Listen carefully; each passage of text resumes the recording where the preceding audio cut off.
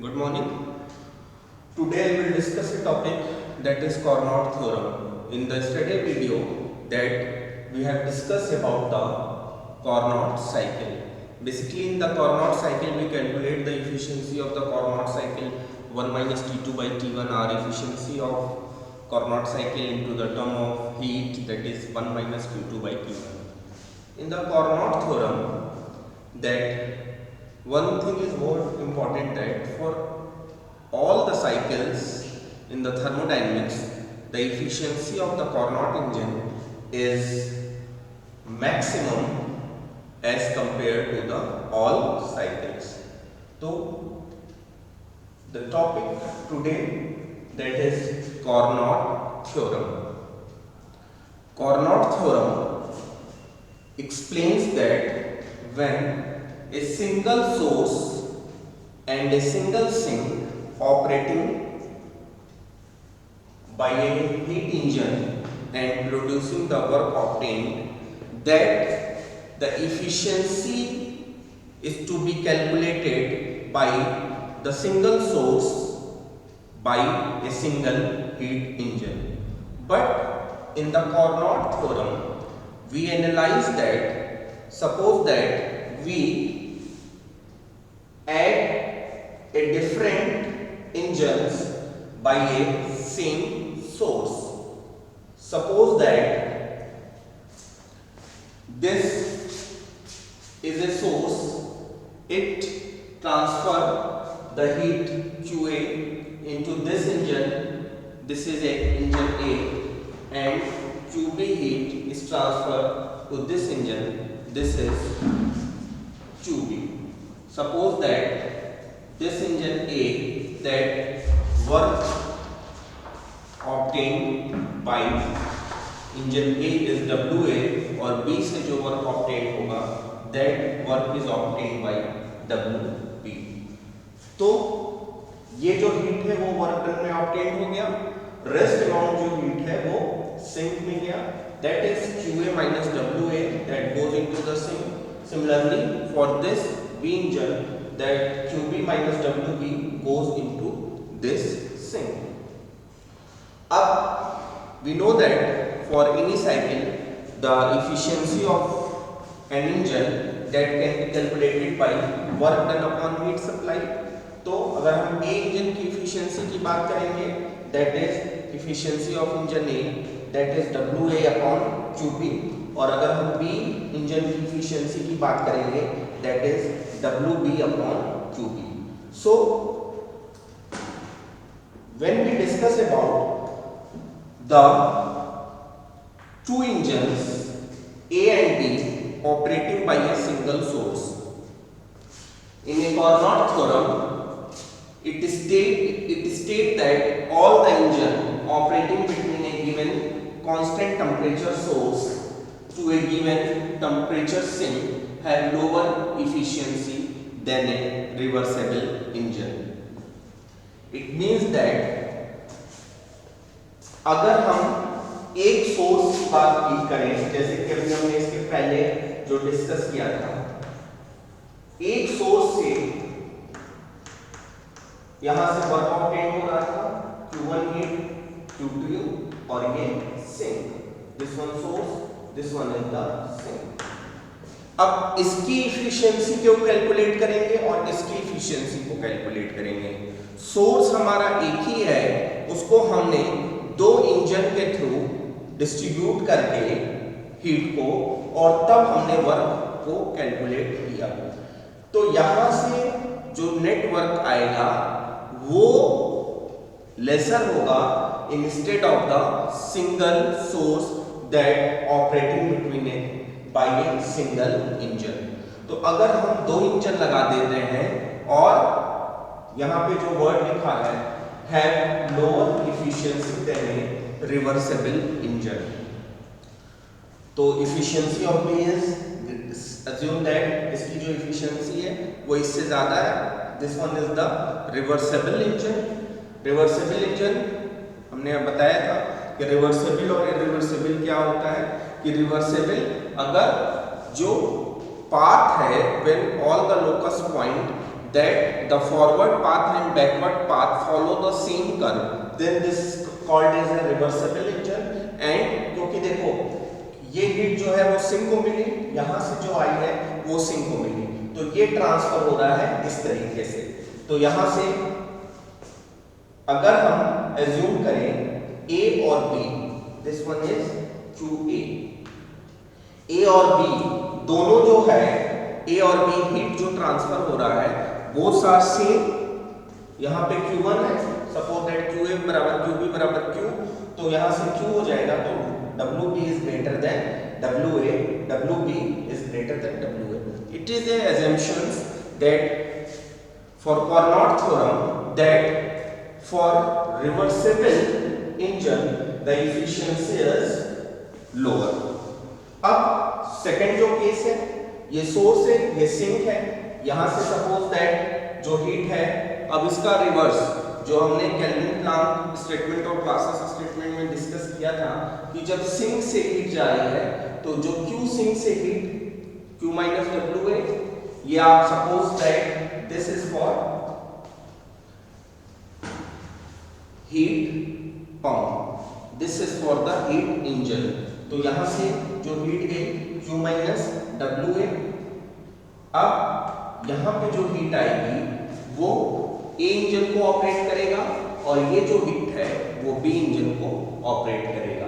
तो let us assume that यहां से जो Q माइनस WA है, similarly by this formula eta A is lesser than eta B, similarly Q minus WA ये कम ही होगी Q minus WB से, क्योंकि हमेशा जो सिंक से हीट ट्रांसफर होती है वो लेसर होती है जो कि हीट पंप में ऑब्टेन होती है, and Q minus WB that is for the source engine.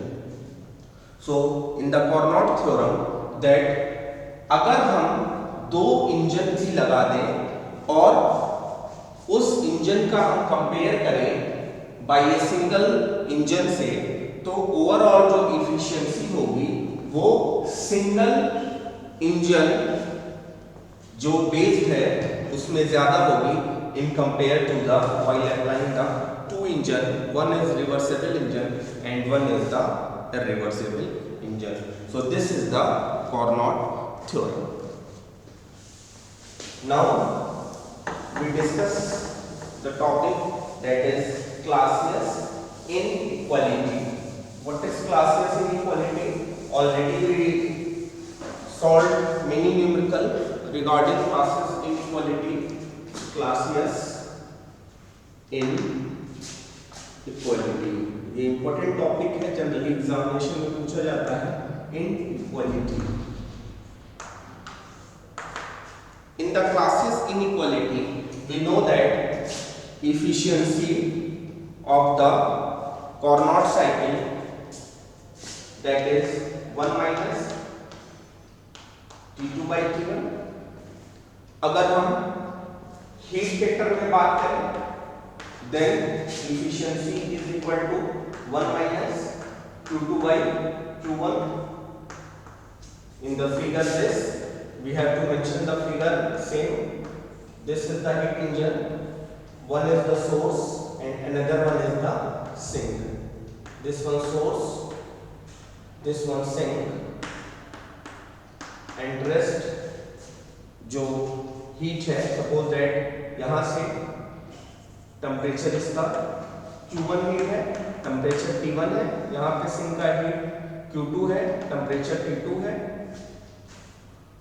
यहाँ पे होगा आपका Q2 और यहाँ पे होगा आपका T2 और यहाँ से ये work done.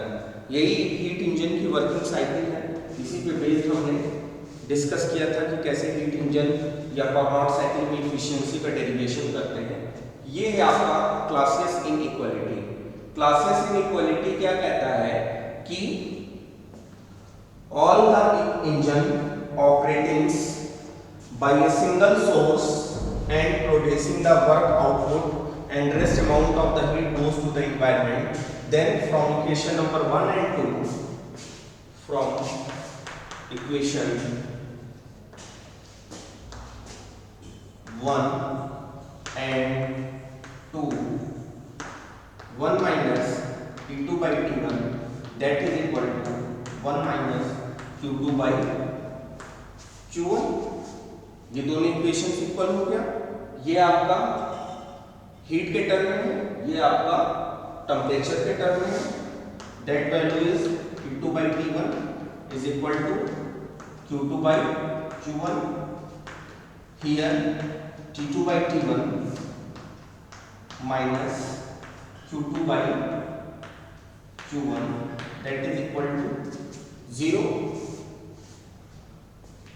Now this value T2 by T1 minus T2 by Q1 that is equal to 0, चूंकि for reversible engine it assumes to be that heat, that sign is to be negative। So this value T2 by T1 plus Q2 by Q1 that value is 0। या हम इसको कह सकते हैं that is sigma Q by T that is equal to 0।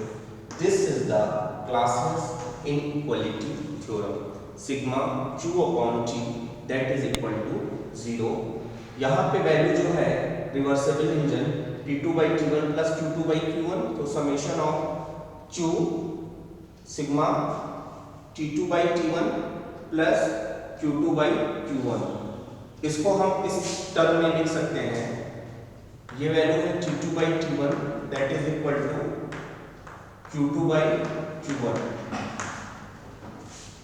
This value T2 by T1 here write is Q1 upon T1 that value is equal to Q2 upon T2।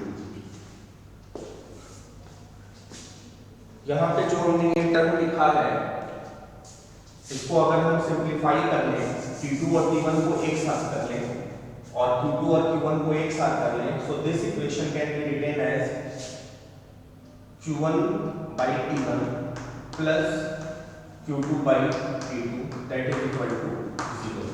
क्योंकि simply यहाँ से जो हमने लिखा है इसको हम सिमुलेट कर लें, Q2 by T2 is equal to Q1 by T1 this way। Okay।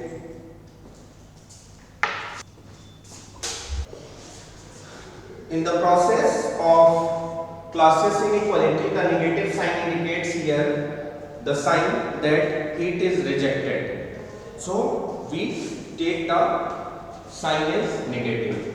अब in the Clausius inequality for irreversible engine, this is the heat engine, source is giving the heat of Q1, work obtained। Suppose that अगर हम irreversible engine की बात करें तो जो Q2 dash है वो सिंक पे गया, heat goes to the sink, तो नेट अमाउंट कितना बचा Q1 minus Q2 dash, that is work done by the engine for an irreversible engine. यहाँ डैश को लिखा है क्योंकि Q1 और Q2 जो था वो रिवर्सिबल इंजन के लिए था और सेकंड जो हमने लिया है this one is for irreversible engine. अब इफिशियंसी Q1 और Q2 के टर्म में हम बात करें तो efficiency is equal to 1 minus जो लोअर होता है वो ऊपर रहता है Q2 डैश अपॉन Q1, और इसका भी सिंक का temperature let us assume that T2 और सोर्स का टेंपरेचर दैट इज T1, तो 1 minus T2 by T1, both equations are equal.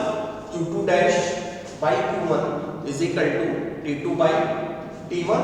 अब T2 को इधर भेज दें, Q1 को इधर शिफ्ट कर दें तो Q2 dash by T2 is equal to Q1 by T1। Simple है एज यूजुअल जो हमने अभी पिछला बताया था रिवर्सिबल इंजन में। अब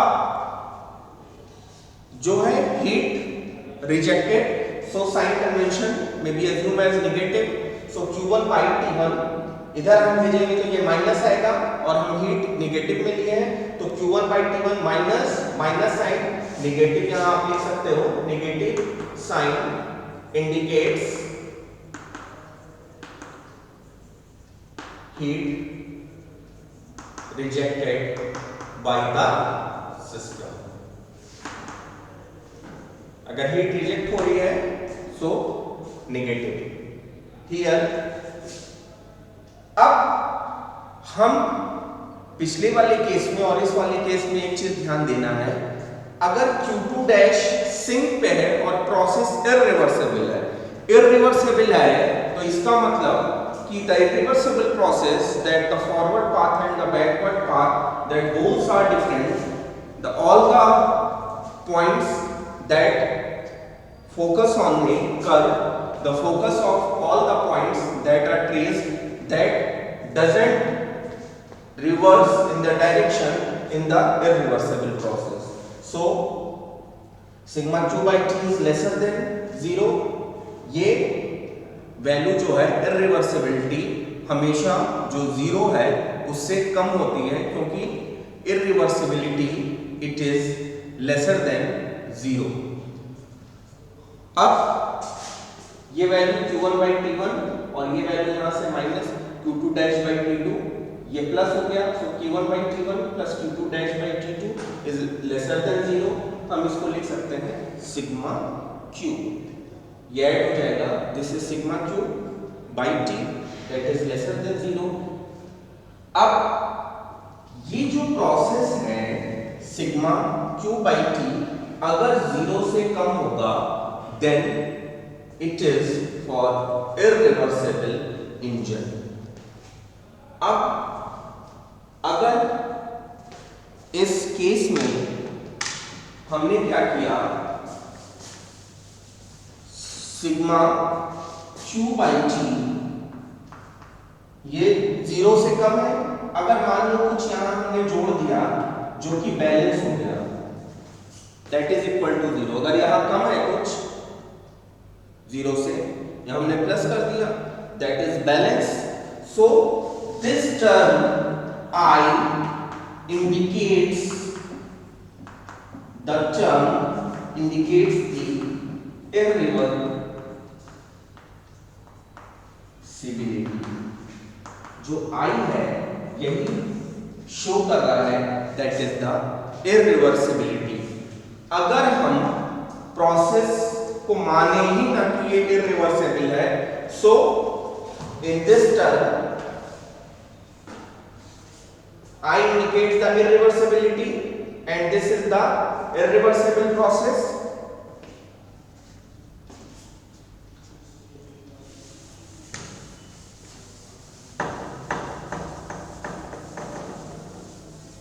हमने क्या किया, put the value, put capital I is equal to 0, I की वैल्यू यहाँ 0 रख दिया, so sigma q by t that is equal to 0 for irreversible for, अब ये सेम प्रीवियस केस हो गया, this one is for reversible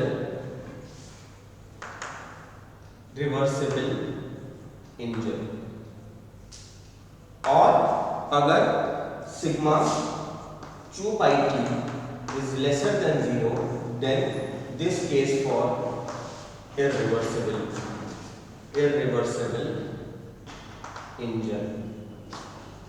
इसी को हम कहते हैं जो इरिवर्सिबल इंजन की वैल्यू लेसर देन 0 है that is irreversibility.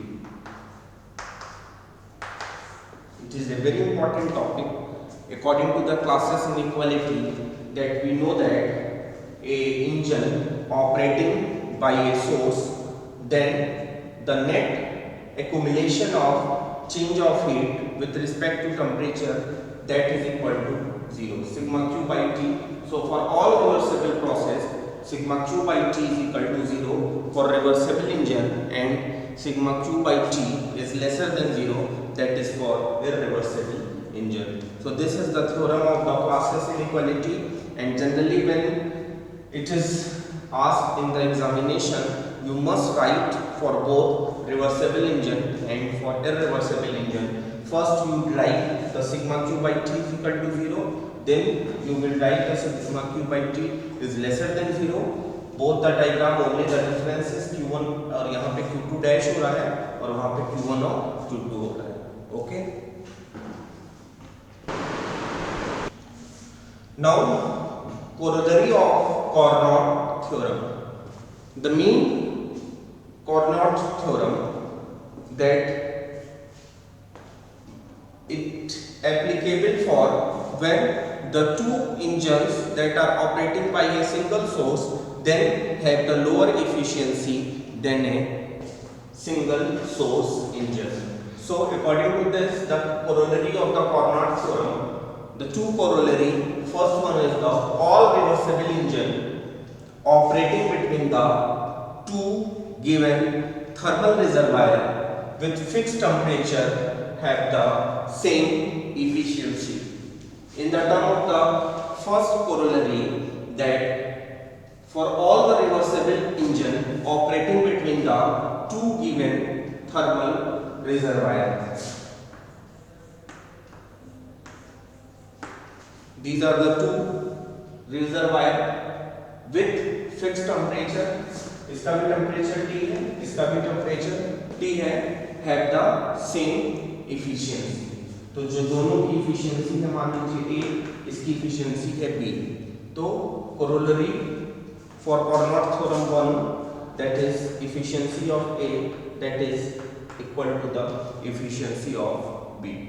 Second one, the efficiency of any reversible heat engine operating between two thermal reservoirs is independent of the nature of the working fluid and depend only the temperature of the reservoir.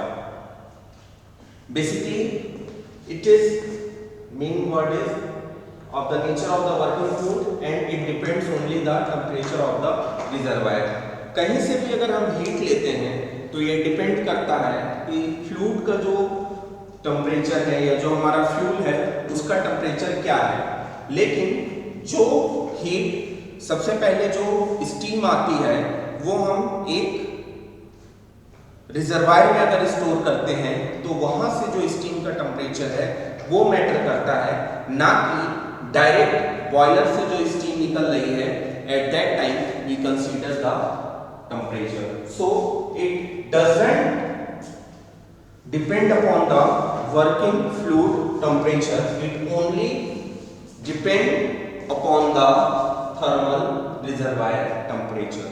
तो जो Carnot theorem की corollary है that depend upon the first is, अगर दो engine है दोनों का temperature same है, मान लीजिए एक इंजन A है एक इंजन B है, दोनों से हीट ट्रांसफर अगर हो रही है रिजर्वायर से T, जो कि टेम्परेचर है हीट जो है दोनों से Q और Q दोनों सेम निकल रही है, तो दोनों की इंजन की इफिशियंसी भी सेम होगी। और दूसरा जो कोरोलरी है that it doesn't depend upon the working fluid temperature, it only depends upon the thermal reservoir temperature. So this is the corollary of Carnot theorem.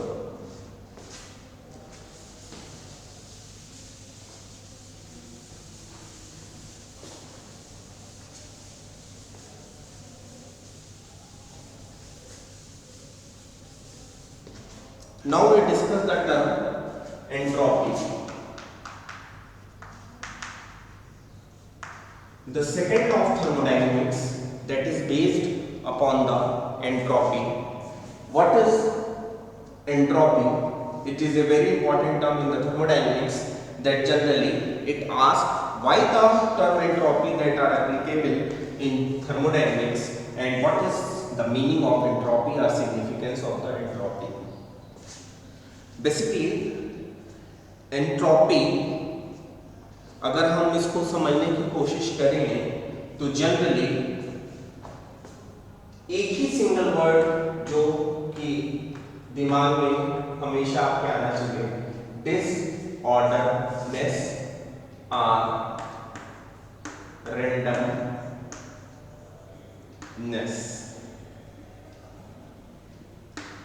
अगर हम कहें कि डिसऑर्डर है, कोई रूम है वो डिसऑर्डर है, या रैंडमनेस मतलब एक सीक्वेंस में नहीं है, या एक तरीके से हम इसको हिंदी में कह सकते हैं व्यवस्थित तरीके से अगर चीजें नहीं है तो हम इसको कहते हैं दैट इज द डिसऑर्डरनेस। अब थर्मोडायनेमिक्स में इसकी क्या मीनिंग है, एंट्रोपी की? तो जनरली जो भी प्रोसेस थर्मोडायनेमिक्स में होता है it only depend upon heat and temperature. For all the gases, ideal gases, that plays the very important role, because the heat phenomena occurs either temperature rise or fall. It is only depend upon the molecules that exist in the nature.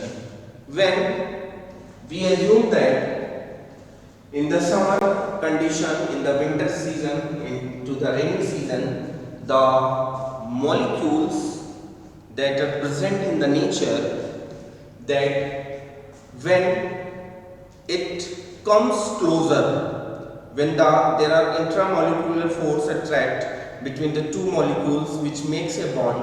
But suppose that in a classroom that the strength of the classroom for the 60 students, but suppose that 200 or 300 students may kept in a class for the strength of 60 students, then the situation becomes disorderliness. Means अगर चीजें अपने जगह पे सही place पे मौजूद हैं, या जो मॉलिक्यूल्स हैं एक जो उसकी मिनिमम डिस्टेंस है उस डिस्टेंस पे मेंटेन है, तब तो उसको हम कहेंगे कि well arranged, the set of arrangement in such a way that all the particles may put in its original places. But suppose that this is a system. अब ये अगर सिस्टम है और इसमें बहुत सारे मॉलिक्यूल्स हैं, अगर मॉलिक्यूल्स अपने पोजीशन पे प्लेस्ड हैं तो बॉडी अपने पोजीशन पे एग्जिस्ट कर रही है। But while giving the heat, then these molecules may cause the force to its adjacent particle. So by this phenomena, that when the temperature will increase, or the temperature which is given to a subjected body, when temperature will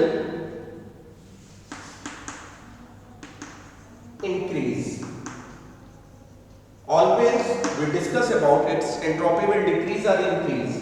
So first of all we have to know that entropy significance and the term of entropy, the role of entropy in thermodynamics. It is the randomness or disorderness of the molecules. अगर entropy किसी system की बहुत ज्यादा है तो इसका मतलब when the entropy will increase, then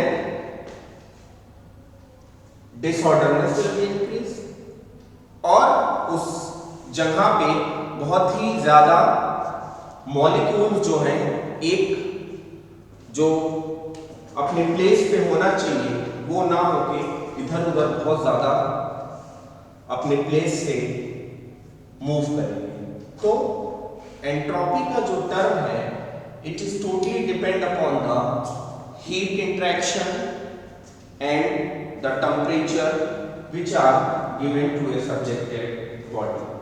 So in the thermodynamics, that all the properties relevant to pressure, temperature and volume of a given subjected body, that indicates that when the entropy will be increased, then its disorderness is increased into the same way that the formula may be write S से हम इसको indicate करते हैं ds is equal to del q by t, या integration of both side S2 minus S1 1 to 2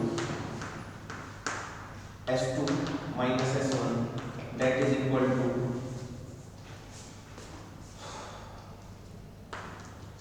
del Q by T where ds is equal to dq by T। अगर हम इसके unit की बात करें तो Q जो है इसकी यूनिट होती है किलो जूल पर किलोग्राम जो कि हीट की यूनिट है और टेम्परेचर की जो यूनिट है वो केल्विन है। तो एंट्रोपी की जो यूनिट हो गई entropy unit is kilo joule पर किलोग्राम केल्विन। तो जनरली ये जो फॉर्मूला है simple change of entropy that is change of heat del Q upon temperature absolute temperature that is known as the entropy. Okay. Now the entropy definition can be written as into the term. First of all, according to the Clausius inequality, we know that for the reversible process that summation of del Q by T is equal to 0 for reversible process and del Q by T is lesser than 0 for the irreversible process. So in the term of the entropy that it is also be a point function, so the property of the system according to the del Q by T for Clausius inequality that becomes 0 for a reversible engine. Entropy it is a property of the system that remains constant during a reversible adiabatic process. अगर हम बात करते हैं entropy की तो for reversible adiabatic process that it remains constant according to the classes inequality the cyclic integral of the quantity जो कि del Q by T sigma Q by T is equal to 0 for reversible engine for a reversible process is 0 del Q by T that is equal to 0। अब del Q by T is a point function, so property of the system that is called entropy। और अगर हम entropy की बात करें तो it depend upon the two points, one state and state 2, end state and starting state 1 to 2 that is ds that is equal to 1 to 2 del Q by T। इसकी जो value होगी that is S2 minus S1 is integration of 1 to 2 del Q by T। अब ये entropy जो है इसमें different जैसे thermodynamics के 5 प्रोसेसेस थे वैसे एंट्रोपी के डिफरेंट केसेस होंगे और डिफरेंट इक्वेशंस जो है वो अराइज होंगे for reversible adiabatic process. So simply that when we discuss about the entropy that its formula ds is equal to del Q by T, ds change of state S2 minus S1, del Q it is the change of heat Q1 to Q2 and T is the absolute temperature। तो generally entropy it totally depends upon the molecules of a subjected body from which the more the disorderness जब entropy किसी system की ज़्यादा होगी तो वो entropy जो है वो एग्जैक्ट पॉइंट ऑफ व्यू से उसको हम सही नहीं मानेंगे क्योंकि एंट्रोपी जितना ज़्यादा होगी उतना मॉलिक्यूल डिसऑर्डरनेस होंगे और उतना ही हमें वर्क ऑब्टेन करने में प्रॉब्लम होगी। तो अगर हम किसी सिस्टम को हीट दे रहे हैं, अगर किसी टेम्परेचर को ज़्यादा हीट देंगे तो उनके मॉलिक्यूल जो हैं टेम्परेचर और ज़्यादा तेजी से मूव करेंगे। तो नेट अगर हम कहते हैं हम फोर्स देते हैं किसी सब्जेक्टेड बॉडी को तो जितना ज़्यादा हम फोर्स देंगे उतना ज़्यादा हमें वर्क ऑब्टेन मिलेगा। लेकिन अगर एंट्रोपी की सिग्निफिकेंस की हम बात करें जितना हम फोर्स देंगे उतनी तेजी से मॉलिक्यूल्स बढ़ेंगे तो उतनी तेजी से जो एंट्रोपी है वो डिक्रीज होगी। So it is into the reverse manner when something will be increased into same appropriate manner, another quantity will be increased, but into the term of entropy, when we increase its input, the entropy will be decreased. So by this formula we may solve the numericals as well as the analytical approach for different processes that related to the term entropy. So suppose that we take a numerical and solve the entropy process. So first we discuss a numerical regarding to the entropy. A numerical, heat flows from its surrounding. Heat, ये entropy का numerical है. Heat flows from a reservoir at 800 Kelvin to another reservoir at 250 Kelvin.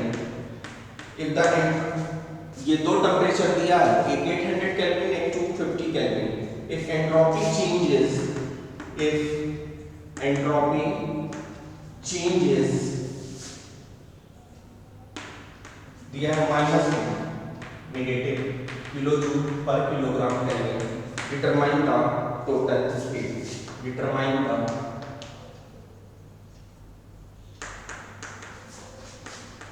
total heat.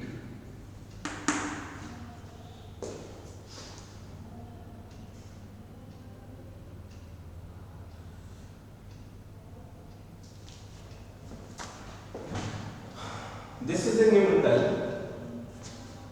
Heat flows from a reservoir at 800 Kelvin to 250 Kelvin to another reservoir at 250 Kelvin.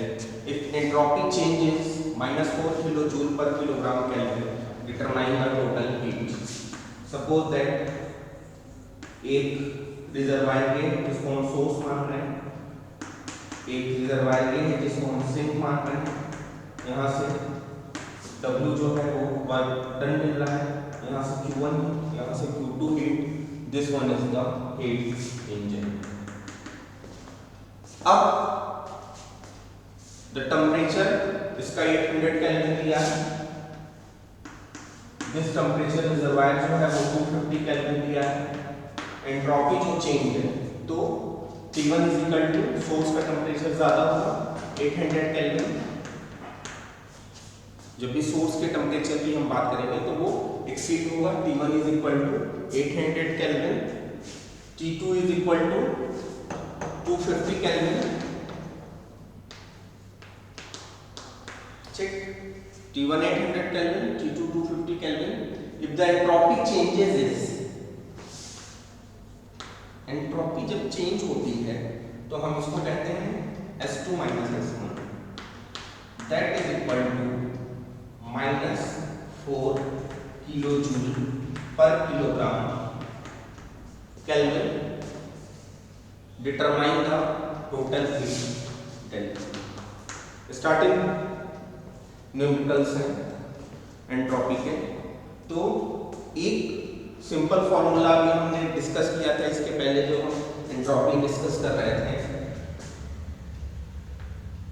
जो entropy है S2 minus S1 that is equal to 1 to 2 del Q by T. This value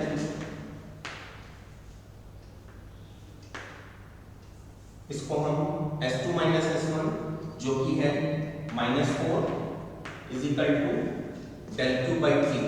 इसको हम इस तरीके से लिख सकते हैं del Q by T. This value is S2 minus S1. ये S है, अगर हम इंटीग्रेट करेंगे बोथ साइड तो S2 minus S1 है, ये ds हो जाएगा और ये del Q by T हो जाएगा. तो -4 is equal to del Q की वैल्यू फाइंड आउट करना है.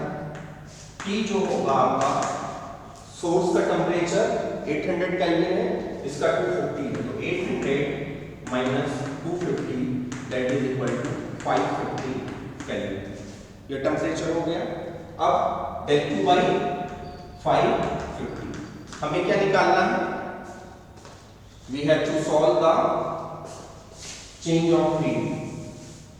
चेंज ऑफ हीट निकालना है, मतलब change of heat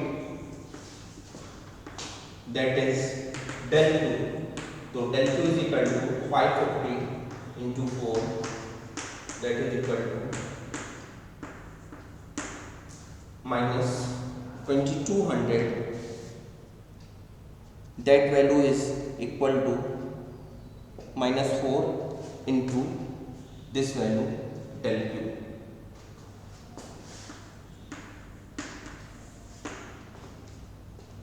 Q value is minus 2200। अब del Q is equal to del Q की वैल्यू जो आ गई हमारी minus 200, तो del Q is equal to T ds, this can be the final term। तो generally when we discuss the term, the different processes, we put only the term entropy value is given, del Q is unknown, T value is to be calculated. So by this formula we calculate the total entropy value of del Q. In the case of entropy, you have to know that the degree of disorderness or randomness is called as the entropy. So in the next video we will discuss about the different cases that are based on the entropy for the different processes and how to solve the numerical of the entropy. So in the today video I have discussed about the classless inequality, Carnot theorem, corollary of the Carnot theorem and the simple basic definitions of the entropy।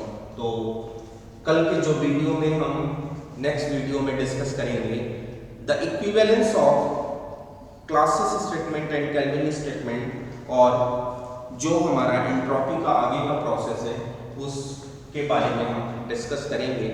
लेकिन उसके पहले आप जो corollary है Carnot theorem की और उसका जो स्टेटमेंट है, बेसिक सिंपल माइंड में हमें यही रखना है कि जो वर्किंग फ्लूइड है उसके टेम्परेचर के ऊपर नहीं डिपेंड करता है क्लासेस स्टेटमेंट, क्लासेस नहीं, that is for corollary of Carnot theorem, that it depends upon the total temperature of the reservoir. Okay, thank you.